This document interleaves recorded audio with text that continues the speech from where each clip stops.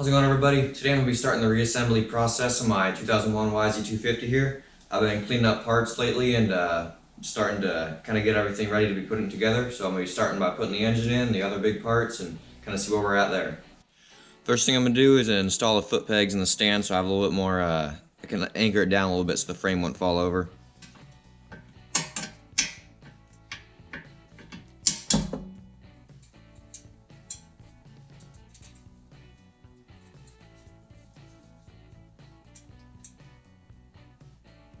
Alright, got both foot pegs in. I put a ratchet strap underneath and bound it to the stand here so the frame, once I put the engine in, it's not going to fall over. Alright, now I'm going to put the motor in. Got it right here. My freshly cleaned, super cleaned motor.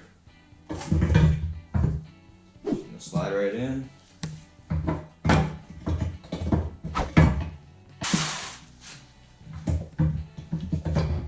There we go. Like a glove. Alright, so now to install the engine mounting bolts. I always coat these with a little bit of grease before putting them in. So when you gotta take them out, or just to avoid excess corrosion, makes it a lot nicer working on it in the future.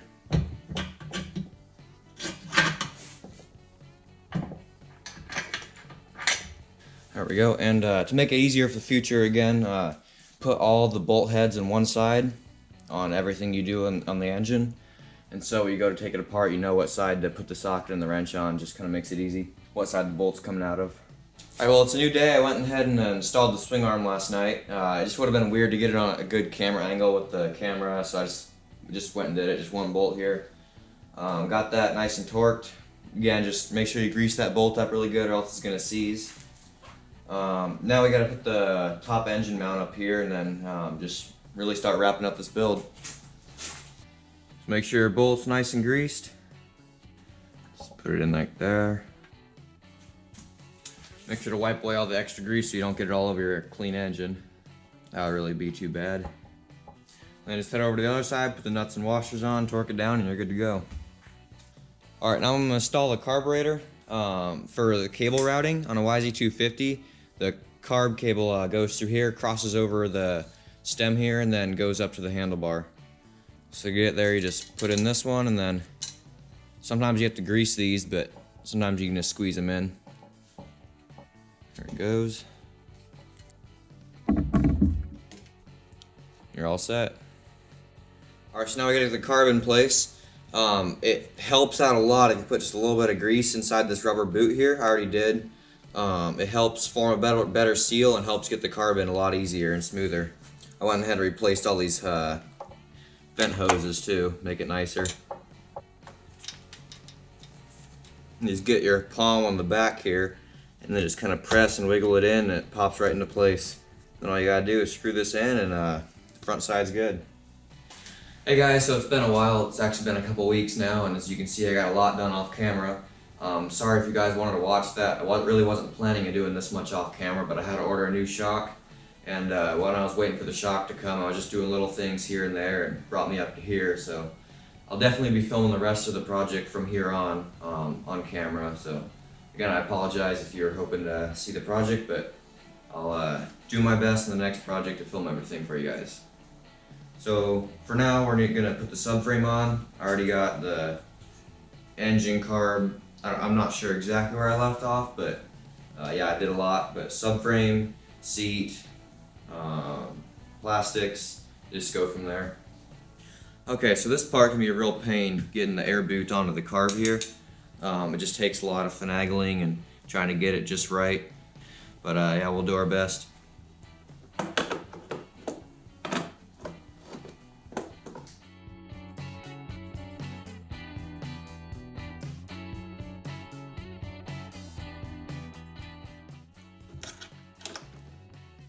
Just put that bolt in there just a little bit to hold the top where it's supposed to be.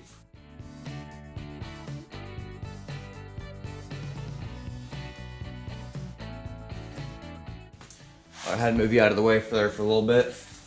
I got it on. It was a little bit tricky getting the back on here, but just with a couple of screwdrivers and prying against the frame on the boot and kind of pushing and prodding, it flipped over here. What really helps a lot is just to put a little bit of grease or oil in this boot and it slips right on a lot easier. So now I get to get the bottom bolts on, tighten that up, torque it all down, and then we're on the plastics and the exhaust. Alright, this is my new seat cover. I put it on the seat. I like it a lot, but time to put it on the bike.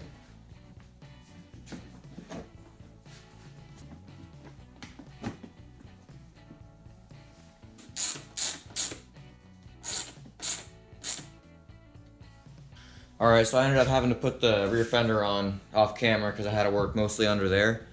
But now I gotta put the silencer on. Alright, so I repacked this yesterday and played around with the torch a little bit, put a little bit of color in it, make it look nice. That's about the best angles I can get you right here, sorry about that, but should still be able to see. Just want to get it in this rubber sleeve here.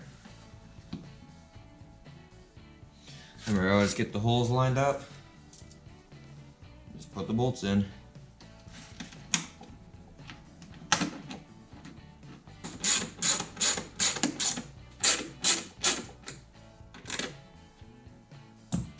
Alright, there we go. You don't have to tighten these down all that much, just rubber on aluminum. So it's best not to, but it should still be able to move a little bit. In case you hit a rock or something or lay it over, it won't just snap. It's a little bit of movement there. Alright, time to install the last piece of plastic.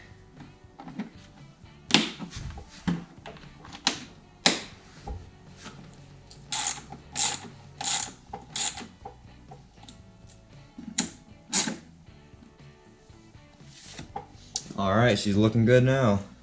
Alright, now to install the grips, I'm going to show you a pretty cool trick here in a second. Got some nice Pro Taper pillow tops. Now after you clean this handle, you get some alcohol and you put it inside the grip. Just a little bit. Then you just shake it around, pour out the rest, and it just slips right on. Twist it. This works so much better than using air or other lubricants like soap. I tried using air once, but I put too much in there and the whole grip swelled up like a balloon and almost popped. So that's why I was experimenting with the other stuff and found the alcohol works the best. There we go. It's on there. Now let's do the other side. Get it over the sleeve here and just twist it on. Kind of smells like a doctor's office for a little bit, but that smell goes away once it dries. And alcohol dries really fast, so you don't have to worry about it slipping when you're riding like a day later. So that's on all the way. Almost forgot to put this guy on here. This one came with the parts bike. So we gotta take those two bolts off, and then there's just a little clamp in the back and just bolts right up the good frame guard. Alright, got them out. And just put the bolts back in and go with it.